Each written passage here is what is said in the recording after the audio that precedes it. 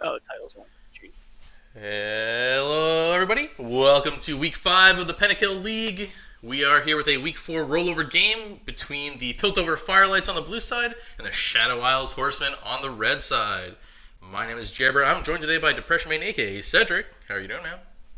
Hey, what's going on, Jer? I am living my best life. I am getting to see the Piltover Firelights versus SIH Week 4, Game 8. It's going to be a big one. Both these teams are absolute tyrants, and we know that Kev and Invisa have some of the biggest rivalry that spans now 3 seasons of the Pentakill League. So this should be awesome. Yeah, absolutely. Piltover Firelights, one of the two remaining undefeated teams, I believe, between them and Shaw. SIH just got their first loss yesterday, so still, pretty strong team. That was a pretty close match as well, so should be interesting here to see kind of who rounds out the top of the leaderboards after this one. Yeah, and I know that we just confirmed playoffs are going to be 8 teams, so everybody has started their playoff run. Everyone's doing their mathematics to see how many games they got to win to get to the final 8. And both of these teams are in great shape to be leading us off and looking to be in the top 3. So I think with that we can get right into the draft that we have seen here so far. Yeah, we got the Akali pick for developmental. That has been banned all season. If you look up developmental on OPGG, it is Akali for days, but everyone has just been leafing up the Ori thinking they banned the Akali and you're good to go, and developmental has been brutal on that. And then had both banned away. But this is the first time the actual Akali has been left available, so we'll finally see if all of those bans were warranted or not today, hopefully. Yeah, and Invisa not allowed to play the Diana here, which I think he's been allowed to in just about every other game so far. Yeah, the Ori Uh, Diana combo has been pretty brutal. It's been really what's been letting them get a lot of their early wins so far.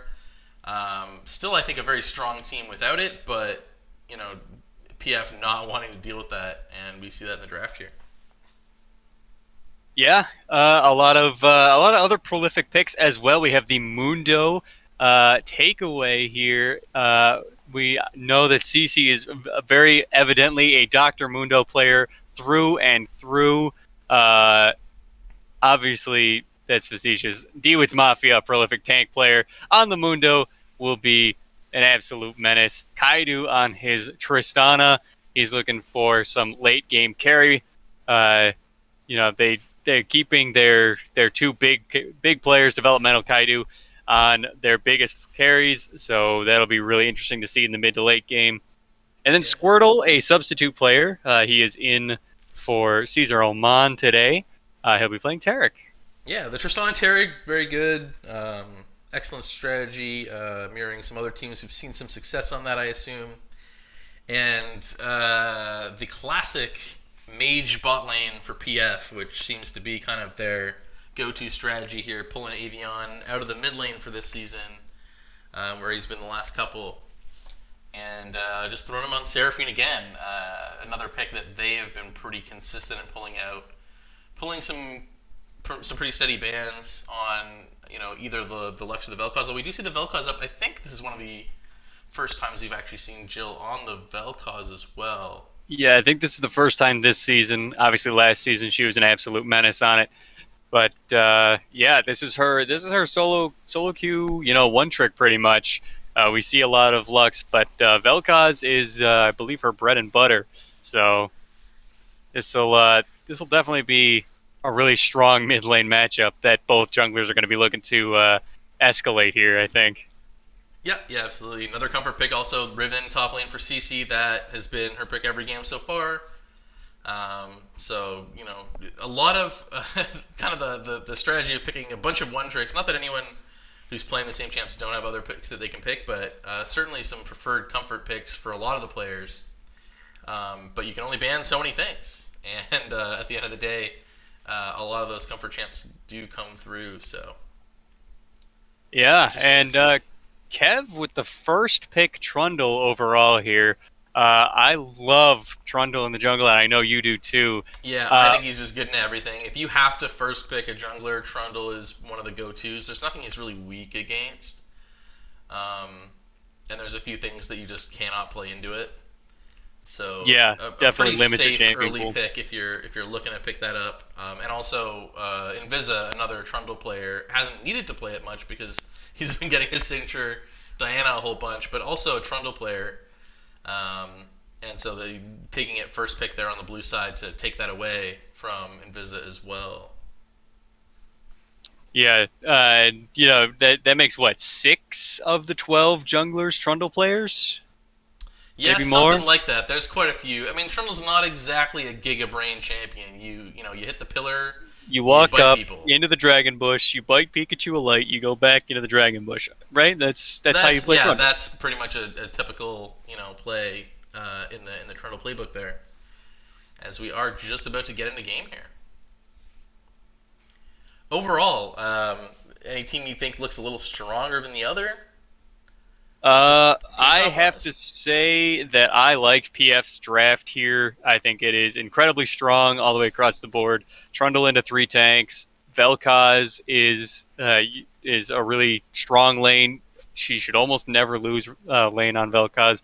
And then the Senna Seraphine bot lane is an absolute menace. I don't think that I don't think there's a way that this goes wrong for PF. Welcome to the caster curse. Yeah, yeah, classic. Yeah, I'm thinking we'll probably see some early jungle harass in the top lane. Kev trying to get CC rolling so that he can focus more on bot lane and mid. Yeah, early ward out here from blue side. Um, Kind of grouping up here on the red side jungle. Then you've got a couple of people top. You've got the mid laners. You got Mundo. Classic kind of line of scrimmage out of the red side. You see the early ward placement from the Volibear, and then going back to pick up the sweeper from both junglers. It's a common play just to get the free ward out. Um, Usually when you want to do some early ganks, Trundle and Volibear both champs that can gank pretty early on. Once you get level 3, you get the pillar. Level 2 on the Volibear, you've got that speed boost and stun. So might look to see some early ganks here coming out of both players. Yeah, and with some big playmakers, CC, we've got Avion and Nervinxer in the bot lane for Kev, and then we have Developmental, and then Kaidu and Squirtle for Invisa. Obviously, everybody here is just waiting to activate their jungler, and vice versa. So I think that we'll probably see a lot of early carnage here. Yeah, yeah, I think that's definitely the plan. You've got people you want to get ahead. Definitely that Akali to get ahead. Very strong into mages. Either of the junglers you get ahead, they can just start running people over. Top lane 2, Riven, very snowbally champ. Once you can start you're really punishing people and getting ahead, very strong because you have all that shielding. But Mundo, I think, generally pretty safe in the lane. So that'll be a Yeah, tricky one. he's definitely real hard to make him go where you please because he goes where he pleases. Yeah. Interesting early trades here in the mid lane. Yeah, and mid lane has been the focus of SIH for a lot of this game, or a lot of this season rather. So we'll see if they kind of stick to their gank mid, dive mid strategy. They do have another champ that's pretty good at diving towers with the Volibear once he hits 6 there and can start just turning off the towers and jumping over walls and things like that. So we'll see mid lane, another place where he likes to do that. You can kind of go into the red pit and jump over as you see a little skirmish here in the bot lane. Yeah, nice little early level 2 lets them push Avion and Nervinxer off of the wave there and just secure a little bit of a gold lead as that crashes under the tower. Ooh, an interesting trade there. Kaido jumping forward, avoiding tower range, and does chunk the enchanters down to half health there. Yeah, Not they, that that's they going to take matter level for 2 long. advantage. Yeah, they get level 2 ahead and just jump right on in. That's a classic kind of Taric Tristana strategy. You just throw the stun on Tristana, she jumps right into melee range, and you just hit the person who's stunned.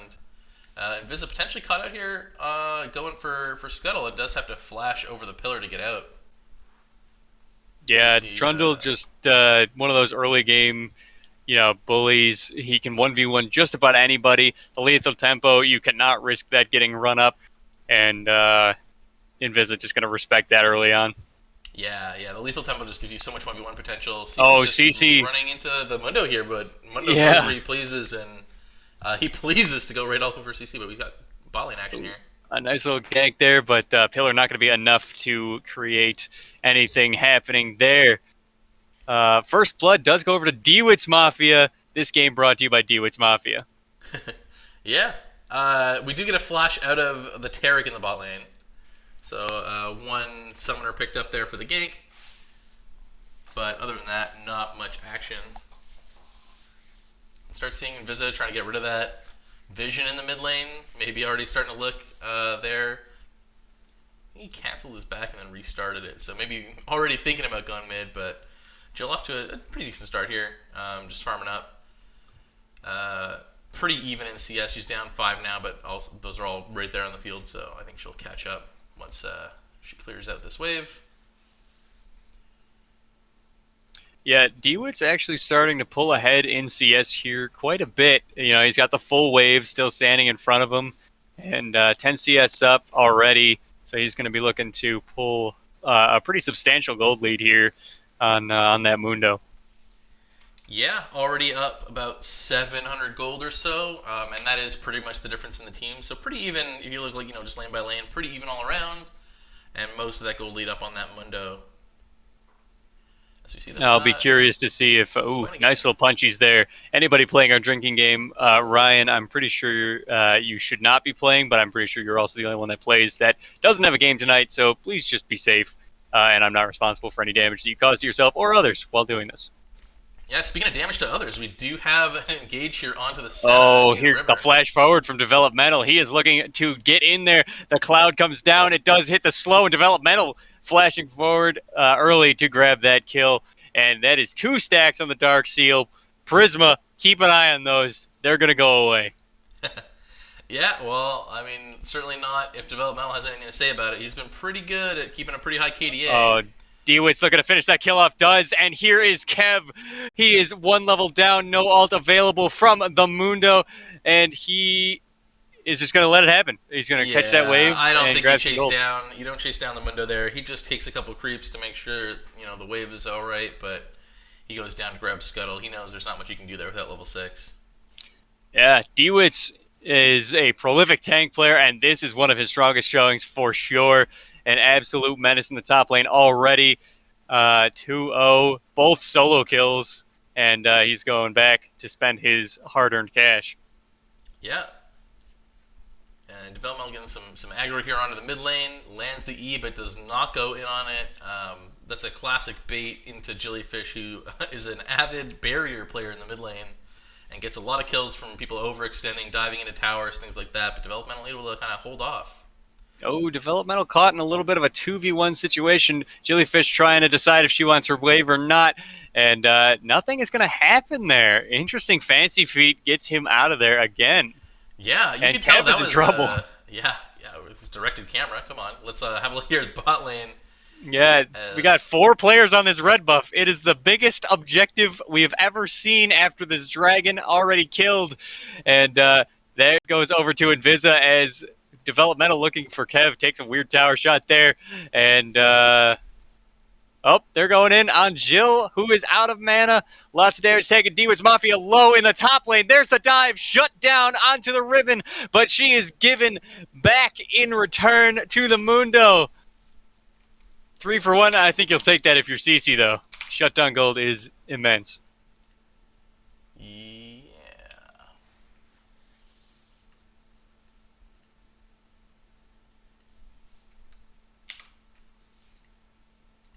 Just gonna double check stream quality. You're getting some good bullets there. Yeah. So while you're doing that, I'll run us through what's happening here.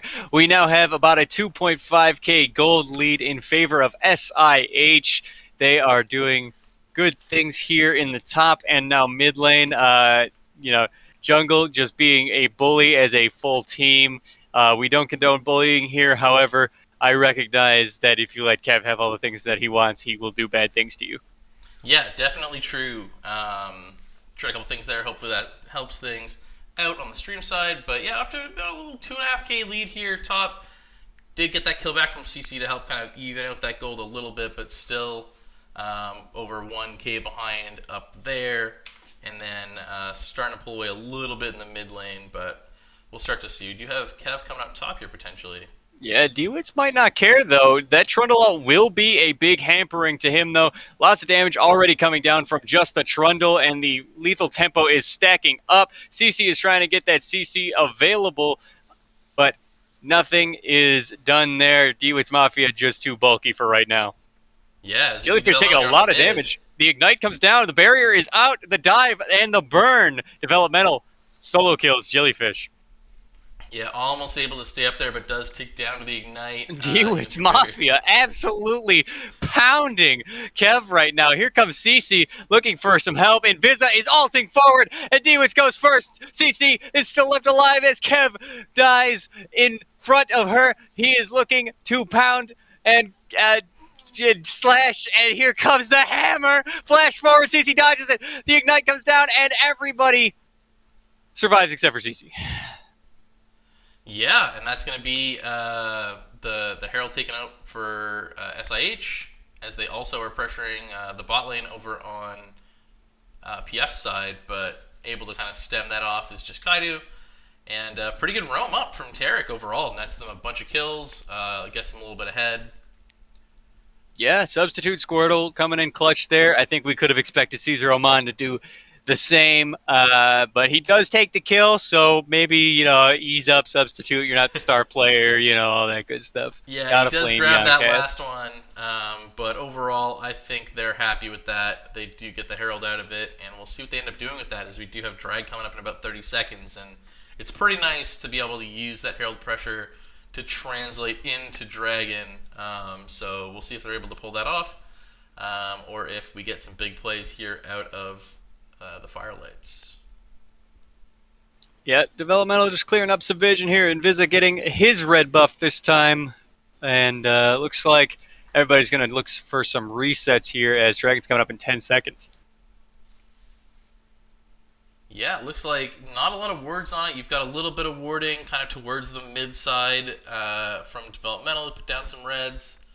Ooh, Kev trying to be sneaky. Kaido jumping forward, and he is in danger immediately. Trundle is here, and will Kaido survive? No, the Trundle managing to kill him before the Tarek ult. And Tarek is now trapped in the center of everybody. Double kill over to Hi Ariana Lol, Captain Kev.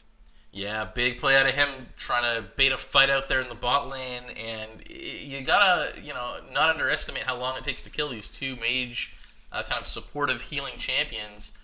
And when you have that Trundle who can just run in and start chomping on people, those are pretty strong fights, especially 3v2, and baiting the Tristana to jump in right away. Not going to have a way out of there, and does die right before the Terror Cult goes off. Not that I think it would have saved her, but pretty good. Dewitz seeing that they're on Dragon, goes for some punches on CC and forces her out of the lane. Yeah, that fight just going so disastrously wrong, as Kaido trying to press his advantage just gets immediately punished for it. Yep. Yeah, there is an immediate Dragon taken from that, and a bit of a lead equalized. They're still ahead if you're an SIH fan.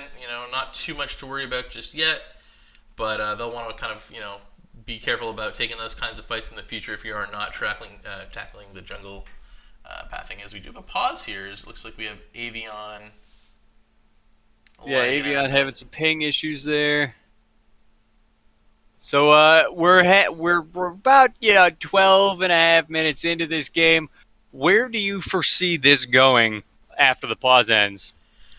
I mean, honestly, most games end up in some sort of big 5v5 fight where the winner ends up rolling over the game. I think if you're on the SIH side, you're looking to start seeing the Akali and Volibear starting to take part in these fights. That's kind of your strong side. You're looking to have Mundo frontline because it is still a Trundle who's going to be doing a lot of your damage, and he has to get past that strong Mundo. So you're looking to keep that Mundo strong up in the front and have that Akali eliminating that back line. But it's tough into two kind of support healers. You don't necessarily have the burst to do it, but pretty decently ahead here. If he can get a couple more kills and just start running over the game, then if you're just able to assassinate those backliners, you're not going to be able to get through the Mundo without them. Whereas you've just got the death ball comp, right? You just want to have big 5v5 team fights where you get all the healing off, you get the the support champions doing their thing, and you get your frontliners doing their thing, and you want to just keep getting that trundle ahead, and maybe get a little bit more damage onto your Vel'Koz, so you're not just so heavy on the AD as well. Yeah, I have to agree. Right now, the game definitely looks to be SIH favored with the Akali and pretty much the entire top side of the map. A little bit strong right now, but the Piltover Firelights very clearly not out of it. They have Trundle. CC's gotten 2 kills. Avion's back, so that's a big thing for them. They're not playing 4v5 the rest of the game. Yeah, that definitely helps. A 5th player almost always required to win a League of Legends game. In very, very few exceptions, and when you're behind, that is not the way. So good to see him back in this game. Hopefully we'll be able to get underway shortly. And then the other thing too is just start to see what happens once the bot lane starts moving around, right? They've just been sitting their lanes farming away. Do we get kind of the assassinations out of the combo of Tristana and Akali, or do we just get those steady team fights? I think that's really what's going to end up dictating this game, is we do have the classic kind of spectator pause after the pause in game to kind of catch up with the stream delay. As is tradition. So we are looking at Invisa's got to drop this Herald here in the next minute or so. So I expect to see it perhaps mid lane to sort of escalate fighting and avoid having to deal with Jill under the tower, all that good stuff. Alternatively, he could just use a bot lane to sort of even out the gold difference across his team. Get Kaido a couple extra plates. All sorts of good things could come from that. Yeah, if you do get that Kraken Slayer on Tristana, you can actually start bursting through that Trundle in the front line. Especially now, if you look, it doesn't really have any of those tank items yet.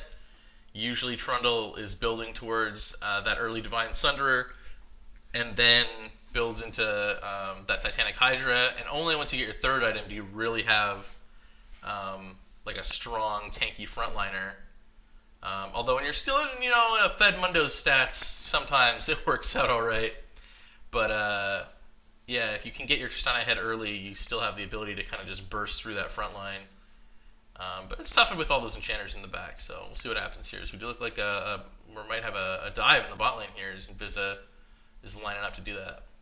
Yeah, while we're waiting for Invisa here and developmental to dive these bot laners, can we see the gold differences here going into this? Yeah, well, actually, I guess we're about to start. Oh, here we go. Volibear turns the tower off. Avion's in trouble. He's already stunned, locked it down. Lots of damage coming down.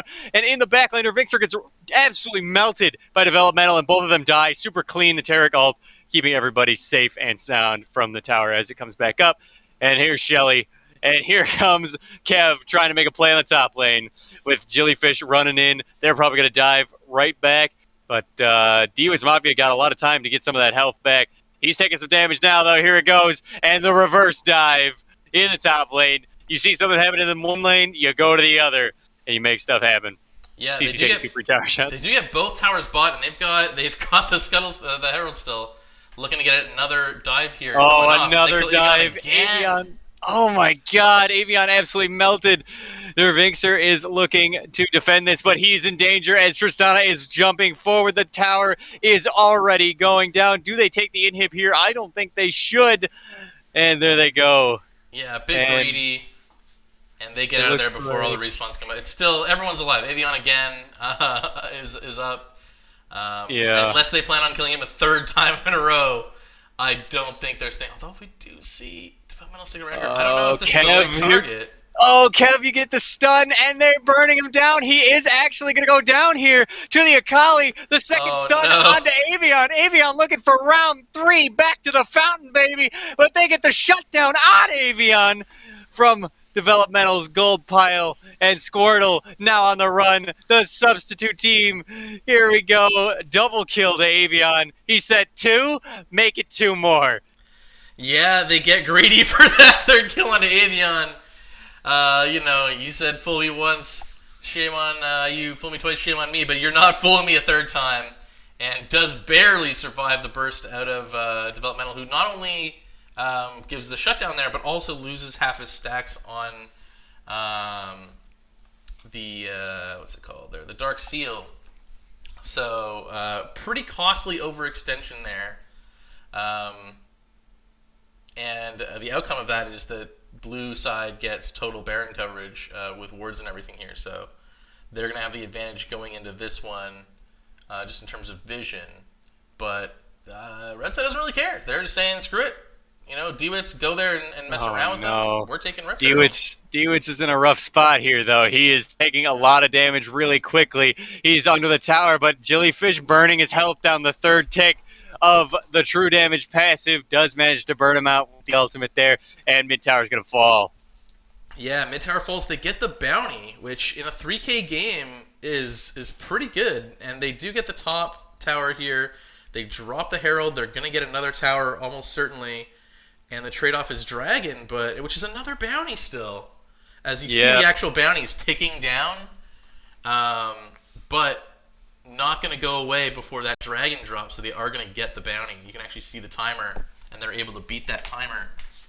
So unable to get the second charge off of this Shelly. Yeah, net gold swing about even, actually. But if you're behind, you'll take that, I think. Plus the Dragon... number 2 over for them. So the long term is pretty net even in gold, which is good when you're behind, and those extra mountain stats. So that'll be very helpful going up against the assassin team of Developmental, Kaidu, and Invisa, who are just going to want to dive your backline. Yeah, and I definitely think that dragons are the way to go. They're my favorite objective in the game for a reason. They're useful all the time. Out of combat movement speed is just going to make sure that their team can roam super effectively between these lanes. They do lose the tower, though, trying to get some jungle camps going here. Dewitz Mafia taking another beating, but this time he's going to get away with it. Yeah, it does get the support from Kaidu just ulting away the Trundle as we see a team fight. Big charm, big Vel'Koz ult. The Taric ult comes down late. 2 dead. Kaidu on the run. Yeah, overextending to try and take that fight and taking it down a narrow passageway right into Vel'Koz, and they just get nuked by that ultimate. We talked a little bit at the beginning of the game about, no one else has let Jill get that champion this season, and that's why. Because that happens. Yeah, Trundle is just so good at making those narrow passages with his pillar, forcing you to make some bad decisions, and with a team with Seraphine and Vel'Koz that can just capitalize on those tunnels, it's just so dangerous. Yeah, for sure. And so, still ahead is red side, but they're starting to close that gap. It was a little over 5K, back down to 3.5 here. Next big objective that's up is Baron. We'll see if we see some fights around that as we start seeing, some fight for vision go in that direction. Yeah, Developmental looking for something here. Does get caught by Nervinxer, unable to make anything happen here. It looks like he's just going to grab the wave. Both blue buffs are up, and it looks like we might see some fighting over this one as Trundle is looking to get out of there as quickly as possible. 4 members of SIH surrounding that. Yeah, I mentioned he's starting to build those tank items, starting to get the extra health and things like that, but it does take a little bit longer before Trundle starts being truly hard to kill in those front lines. So you can see that SIH is just trying to accelerate this game. There we go. Developmental getting poked out there. He is on fire. Will he burn to death? It doesn't look like it, just barely surviving. CC trying to run him down as the Baron starts up on the opposite side of the map. Developmental goes over the wall. CC's going over the wall after him. Here goes everything into the center. Invisa with the first kill onto Avion, and Nervinxer is very quickly following. Hyriana Lol on the run. Captain on captain violence does not occur. We're back to the Baron, baby, as Developmental is safely under the tower. CC's coming back up to the second re-engage here. DeWitt's Mafia looking to create an absolute wall that you cannot walk through. Jellyfish does not have ult available. That is going to be a big teamfight tool that is just not present. CC also no ult available on the Riven. So both of those were used in the bot lane against Developmental. He is coming back with everything available to re-engage this team fight. Yeah, it looks like ultimately Blue Side is going to back off, and they re-engage onto the Baron here. They do see Jellyfish.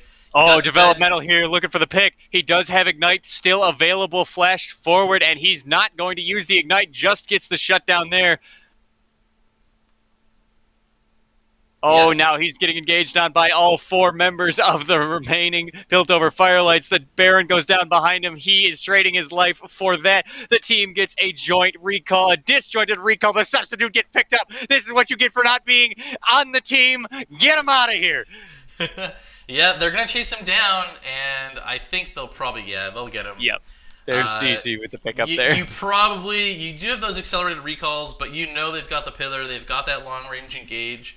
A risky back there, and they do lose one on the end of it, but they pick up the Baron. They do get the shutdown onto Jellyfish, onto their assassin mid laner. So I think overall you're happy with that, but again, minor gold increase I think overall for Red Side. But they've got Baron on a few people now, and we'll see what they can do with that. Yeah, Dragon coming up here in 5 seconds. We are looking for another engage on SIH side here against the Piltover Firelights. I think they should just give this, though. They don't have all 5 members. Yeah, you definitely just give that here. You have the vision, and if you had something, you could go for a cheeky steal, but you don't really have any range or anything. And so that's going to be a free 3rd Dragon over to the Piltover Firelights. A pretty good one, too, with the... Oh, almost got one of them on their recall. Almost a deja vu situation with the enemy support, but they run straight to mid tower, knowing that they're going to be backing after that dragon, and it looks like they'll probably be able to get pretty close to this if they are able to protect that Cannon this minion's minion. Just so Cannon minion's so strong with the Baron buff, knocks it down by itself. Yeah, and they do have that split pushing Akali as well. Pretty tough to deal with one-on-one right now. And they do have the Baron buff up there. He's the one of the ones. No, he's the only one that doesn't have it. CC looking for the engage. Kev on the front foot here as Kaido is here to push away the Trundle. They're looking to pick up CC as a pick. Nope, nothing doing. Everybody disengages just fine as they are now sieging both towers here. Yeah, they don't have some. There we go. As they're now going to have that Cannon minion sieging the mid tower. They have that open inhibitor in the bottom too. If they're looking to split, they could just look bot side. But basically just letting the Cannon minions do all their work here, not wanting to engage into this comp, which is fair. Yeah, modern day swag wheels. Pretty strong counter engage from the Senna Seraphine and Vel'Koz, so... They're just looking for this safe tower dive, I think. CC taking about half of her health in damage from Developmental. Kaido having to jump away to not get chunked out there. Yeah, they are just sieging all 3 towers. Not a lot of engage on the side of the Piltover Firelights, right? They do have that kind of counter engage, a little bit of poke, but outside of the pillar catching someone well and just running at people, you don't really have the engage on PF, and using that to their advantage with this last little bit of the Baron buff to get pressure on all 3 lanes. And net result. And here we go, Invisa popping it off. The tower goes down. The inhib is in danger now. Here comes the 4-on-5. DeWitt's Mafia is pressuring the inhib in the bot lane. Here comes the Pentakill. He's trying to get it on as many people as he can. And it looks like CC is going to be the first one to fall. Will it be Developmental? It will. CC's going to survive. Squirtle on the run in the backline. Kaido being chased out by Nervinxer. Invisa taking the full brunt of the Vel'Koz ult, and it also melts the substitute. And DeWitt's Mafia is still not finished off the inhib.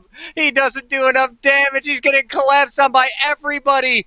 Tristano looking to take get it out, something. and they pull everyone away. So I think the minions might take the top one in the meantime, as DeWitt's does go down here. But if you look top tower, the minion's barely able to save this inhibitor as well with 165 life left on it as it is healing up there. I don't know how low it actually ended up getting, but barely saved. And you got to think that if DeWitt's rotated earlier, they might have had a stronger fight there, or if maybe they were able to just hold off a bit longer, disengage, and not take that they could have just had the same result without all the deaths, but Yeah. able to kind of take their right moment is Piltover Firelights, and that's a big one. They got a couple shutdowns. They got that volley bear first death onto him, able to even out some of that gold, and Baron's gone now. They've lost some of the advantage from that, and looking to kind of equalize this game out here. They do have the bottom inhibitor pushing in, so we'll see if that is able to kind of result in pressure for Baron in a little over a minute here. But they're going to be competing against Dragon Soul, so could be an interesting kind of trade-off as both buffs basically happening at the same time. Developmental looking here onto the support Senna, not able to find a pick. Yeah, and I think this is a great game to just sort of recollect the last 2 seasons of the league. Obviously, Season 2 champions, the Shadow Isles Horsemen, with or the 5 Horsemen back in the day before we upgraded to the Shadow Isles Horsemen, captained by Invisa. They were the champion Season 2, and here we go. We're starting it off. Kev, the champion of Season 3, undefeated last season, is looking to get another good team fight. Developmental on the run. Cece's looking to finish off that kill with her ult. Does not. Great disengage from Developmental, and he creates the space. They get the top inhib. They're looking mid, which is greedy.